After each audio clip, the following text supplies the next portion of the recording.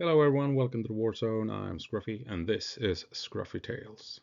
And we're gonna make a quick sit rep on the 30th of January 2025 down in Ukraine. Uh, Not many videos down this month. In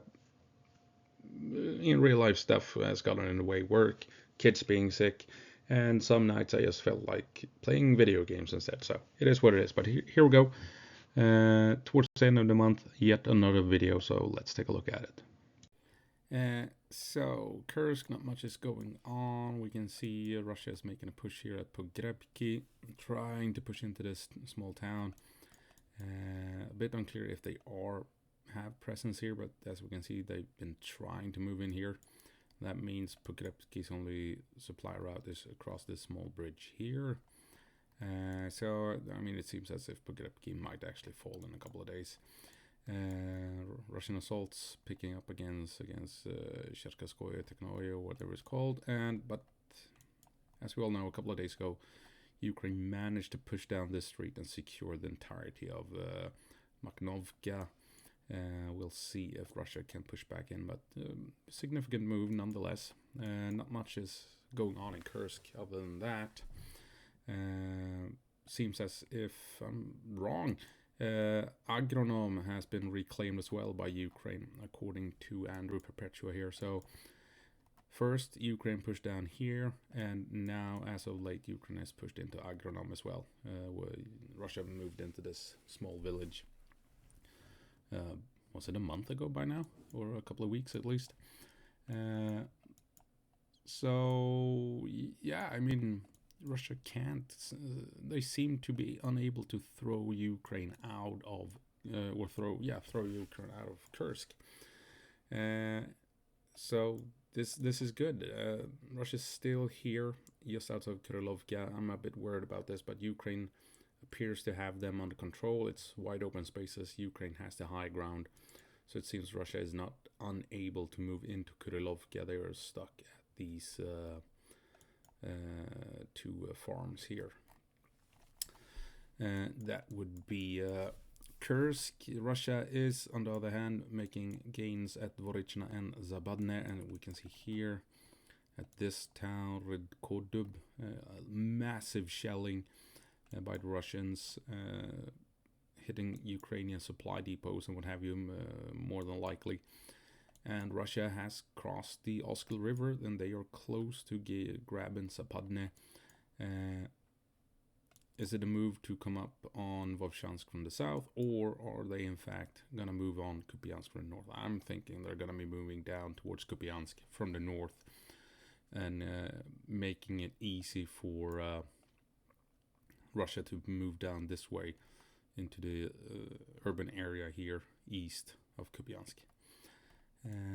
What else? Moving down to Pokrovsk, where we can see that if we go back a couple of days and for 27th, 28th, and 29th, Ukraine is pushing back in this area around this, whatever this is here on the outskirts of Dachne, forcing Russia back. Meanwhile, Russia is moving down south here along the windbreak, trying to come up from the south on the Dutch, maybe potentially even coming up to the west. Russia is making slow headway around Kotlina. You can see they've taken this factory here. That was a good fob position for the Ukrainians. But on the whole, they haven't gotten that far ever since they breached the the forest belt along the railroad track here 2 weeks ago.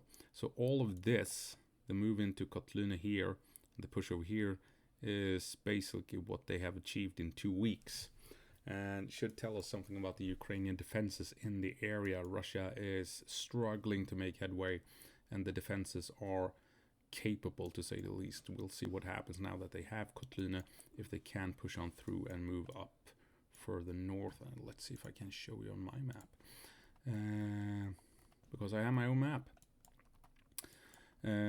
Right, so here you can see this area here is where Ukraine has begun contesting, moving into this factory area here, and leaving Russia coming down this way, trying to come up north from the south. But Russia has not made any further headway this way along the railroad tracks. They are pushing north instead along the windbreaks. So maybe they will be moving through here. Maybe there's fewer defensive positions in these windbreaks compared to fighting along the length of the railroad track and the forest belt. Same thing here. I think Russia may have secured this part, but they haven't made any massive headway into Sverove. Haven't really pushed in north of Sverove either. So right here, I think it's safe to say Ukraine has capable defenses, and Russia is now trying to find ways to bypass these defenses, coming south of Udachne, moving in north here of Kotlina instead of punching their way through these defensive lines. To the east, I haven't really mapped out correctly what's going on, but they are moving up in this area here at around Baranivka towards Vydnyane, Drue, and this cross intersection here. And what they're after is, I suspect, Volodymyrivka or Shakova even, because up here, as you can see, this is a vital hub for logistics. So if they come in here and just move west and try and cut the supplies here, Ukraine can still bring in supplies from Shakova through Nikonorivka and into Rodynske and into Pokrovsk. So simply moving in this way hardly does anything to cut the supplies into Pokrovsk. Russia really needs to move up. Another Shevchenko, there's like a dozen Shevchenko surrounding Pokrovsk. Imagine sending mail in this area. What a nightmare. Anyway, moving up through Shevchenko and coming up here towards the area here at Shakova and Volodymyrivka. I think this is what Russia wants, because then they will cut supplies from 1, 2, 3, 4 supply lines leading into Myrnorad, right? So the end goal here will probably reaching Shakova. And with a little bit of like this will take months and months and months, just like we've seen down here, and it will consume vast amounts of resources and manpower for the Russians, which is of course what the Ukrainians want. They can, just like down here, give territory, surrender territory as long as they trade ground for inflicting incredible amounts of casualties on Russians. The Russians, on the other hand, they want to cut every white line, dotted line here. These are the logistics that will keep the defenses in Pokrovsk and Myrnorad going. So they need to move up here to Ryshine to cut these supply lines. But even if they reach this far, as you can see, Ukraine can move through the north of Ryshine and come in here into Pokrovsk. So Russia needs to move into this town to properly cut the supplies. And you have a river, a decently large town, and you got forest belts, railroads. It's gonna be costly for Russia to come up to Ryshine, and the question is, can they move on from Ryshine in north towards Rodynske to really cut the supplies? Seems a bit far-fetched, doesn't it? If they move this way and then like so,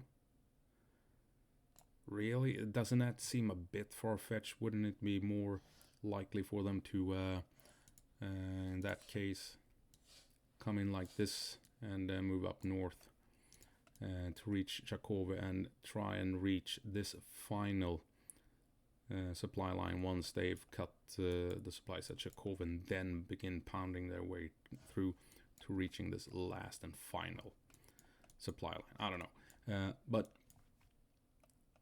yeah, Russia is having successes, but it's costing them a lot of manpower. And as long as one of these white lines remain open, Ukraine can defend Pokrovsk, and Russia will probably wait until they make a final big assault on these cities, until they've reached Shakova and Ryshine would be my guess. And that's it, short and sweet. it is what it is. I hope you found it interesting. I hope I'll see you in the next one. And as always, go på marsch, Ukraine, and give them hell.